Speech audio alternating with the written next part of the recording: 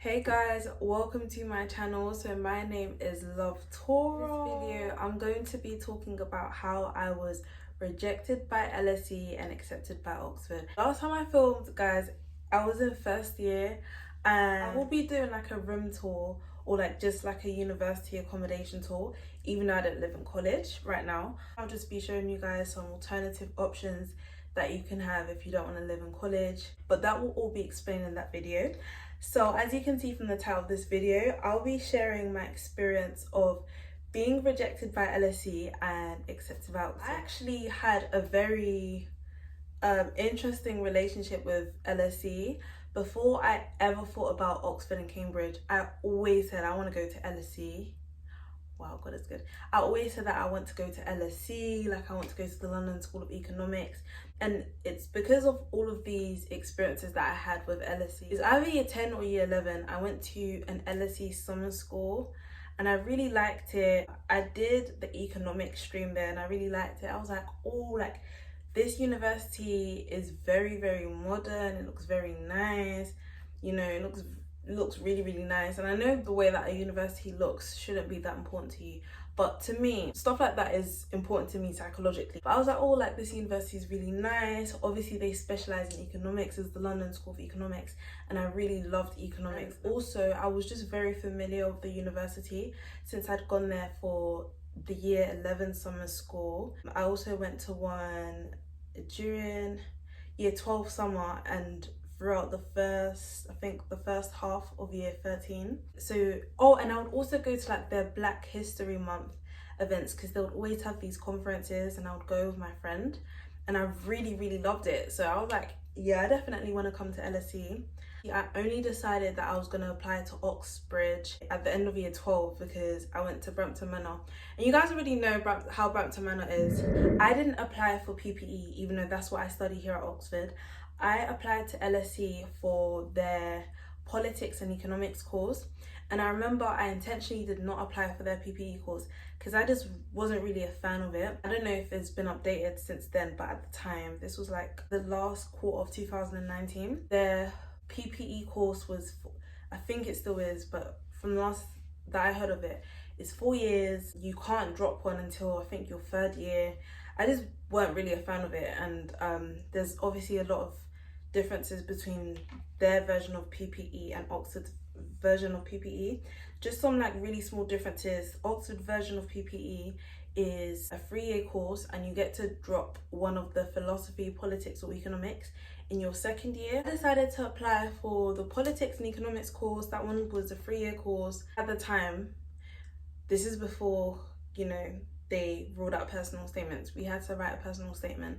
And if you're not sure with the education system in the UK, up until this year, 2023, all students were required to write a personal statement. That's basically a statement detailing why you'd like to study the course that you're applying to, and that one personal statement would get sent to all of the universities that you'd apply to. So you can't really like tailor your personal statement towards one university, or you could do that, but it could disadvantage your prospects or your chances of being accepted by other universities that you're also applying to, because they'll read that same personal statement. So I kind of wanted to like add some like insight into the fact that I'd had so much experience with attending LSE for the LSE choice, the LSE summer school for year 10 or year 11. Like I wanted to add those things in it, but your personal statement is limited to I think it was like 1,000 words, and I just didn't want to make it too LSE orientated. Guys, I even had like the hoodie, like the LSE hoodie, my keychain and like my card, because for one of the summer schools you get access to their library for that whole year, and I would show it to you guys, but it's 2 a.m. and I can't bother to find it, but I'll try to get some footage of it just to show you guys how much I really loved LSE. So I remember I sent my personal statement, I sent everything over, I sent my whole UCAS application, and then I received an email quite late because I'd heard back from all of the other universities, including Oxford, who had invited me to interview stage, but I hadn't heard anything from LSE. So I get this notification on my phone whilst I am in the study centre in sixth form. I'd just literally taken a break from like preparing for Oxford interviews, and I was now in the library. I was taking a break, but I was in the library. That's how Brampton students operate and think. But yeah, so I was in the library, and then I got a notification, and I was like, oh my gosh, it's you guys. So I checked, and I was like, oh my gosh, it's LSE. So then I checked and I read, and it said, we regret to inform you that. And I was like, I said, huh? Guys, this was the first ever time that I had ever experienced any form of rejection. So it wasn't something that I was used to. You know, I was quite upset. And as I continued to read the email, I read the email because they provided the reason as to why they rejected me. And guys, this is the reason that they said. And stay tuned for the end, because I'll be giving tips on things that you should avoid when applying to LSE, so that you don't end up receiving the same type of email that I did from them. So they said that the reason why we are rejecting you is because we feel like the subjects that you currently study in sixth form are not best suited for the course that you'd like to apply to. Bear in mind, guys, what I studied in A-levels was economics, maths, and further maths, right? So I did one out of the two subjects that I was applying to LSE for, and they still didn't really think that we were a good fit. Whereas with Oxford, the degree that I do now is a lot more far-fetched from my A-level subjects, because I only had studied one out of 3 of the fields that I currently study, being economics. So I was kind of like, okay, like I wasn't fully in agreement with that reasoning. Obviously it's their decision, but I didn't really feel like the reason was that great. But that's the reason that they gave me. And after that I was just like, okay, let me get back to preparing for my Oxford interviews. And thank God I got in. Thank God I got in, because I genuinely was quite upset about the LSE rejection, because I just wasn't really expecting it. Not because, you know, I always considered myself to be a very like great standard and I can't be rejected, like, no. But it was mainly because of just the attachment that I had formed with LSE over the years. And like I was just like, wow, like I really invested so much into trying to find out as much as I could and trying to gain as much experience as I could with this university, for them to reject me at the end. But it all turned out for the best, because I ended up getting accepted by Oxford. So yeah, so here are my tips for applying to LSE and things to not do. I can only tell you what not to do. I can't tell you what to do, because I don't know what to do, because I didn't get into LSE. But if you're going to be applying to LSE, obviously the first tip is try and make sure that the subjects that you study in A-levels are very like well tailored towards the degree that you'd like to study. And that's one thing that Brampton Manor was quite good at, because they would always ask you, do you have any idea as to what type of subjects you'd like to study when you get to university stage? And I'd always said that I want to study just straight economics.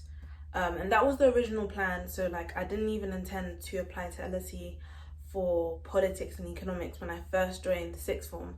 I just wanted to apply for straight economics. The love for politics, I don't know how that came about. I'm still, you know, trying to figure out how that came about today. But but yeah, so make sure that like your A-level subjects are not completely random subjects like, I don't know, biology, economics and French. Try and make sure that they're all aligned. Obviously, guys, bear in mind that this advice of making sure that your subjects are tailored to the degree that you're applying for mainly applies for the politics and economics department in LSE. So for example, what am I saying by that? The economics department at LSE might not be as strict with the subjects that you study at A-levels. It might just be the economics and politics department that's strict with that. So bear that in mind. My second tip would be reach out to someone who currently goes to LSE, who studies the course that you'd like to study, and like try to ask them for advice. Make sure that you ask them what A-levels they did to make sure you're on the safe side. And if they didn't study the A-level subjects as you did, try and ask them if they know anyone who studied the same A-level subjects that you studied. A third tip that I'd say is, if LSE is your number one choice, or like if it's in your top 3 choices, then try to include like any LSE programs that you've attended. Just bear in mind that's something that I didn't do, and I think I'd heard a talk from like one of the admissions officers in LSE mention how they really take that into high consideration if they see that you've attended an LSE course or any LSE like summer schools that you've attended. Another good, like really good tip that you can do if you live in London or close to London is to go to public lectures, because I know that LSE has a lot. That's another thing that I did with my friends. We just were like, why don't we just go to a public lecture on LSE? So after sixth form, we hopped on the train and we went. Just try to like make it known that that's what you've done in your application to LSE. But guys, I really hope that you've enjoyed this video and that you found it useful. And yeah guys, I hope you enjoyed this video. Thank you so much for watching. Make sure to like, comment and subscribe. If you enjoyed this video and you found it useful, entertaining, make sure that you leave a like, and I will see you guys in my next video.